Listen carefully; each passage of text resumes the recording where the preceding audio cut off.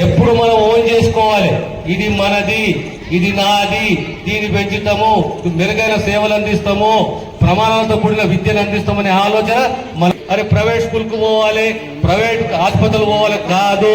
ఈరోజు సర్కార్ మీ మీద కోట్ల రూపాయలు వెచ్చిస్తున్నది, ఖర్చు చేస్తున్నది. కనుక మన ప్రభుత్వ కళాశాలలే కానీ, ప్రభుత్వ పాఠశాలలే కానీ, ప్రభుత్వ ఆసుపత్రులే కానీ మనం పెంపొందించుకోవాలి, పటిష్టపరచాలి. మన సేవలు ఆడ రెడీగా ఉంటాయి, మనం సేవలు అందించుకోవాలి.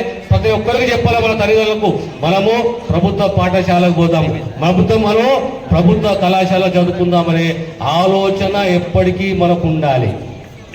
ఏ రకంగా అయితే ఈరోజు మనం లేదా నులి పురుగుల గురించి ప్రతి సంవత్సరము ఈ టాబ్లెట్ తీసుకుంటామో అదే రకంగా రకరకాల కార్యక్రమాలు ఈరోజు జాతీయ స్థాయిలో, రాష్ట్ర స్థాయిలో మేము ఆరోగ్యరీత్యా నిర్ణయాలు తీసుకుంటున్నాము, మీ ముందుకు వస్తున్నాము. కనుక మీకు రేపు భవిష్యత్తులో కూడా నిన్నాక మొన్ననే మేము యోగా ఉత్సవాన్ని మొదలుపెట్టాం. ఇక్కడ నెక్లెస్ రోడ్లో రేపు అంతర్జాతీయ యోగా దినోత్సవం. యోగా అంటే తెలుసా మీకు?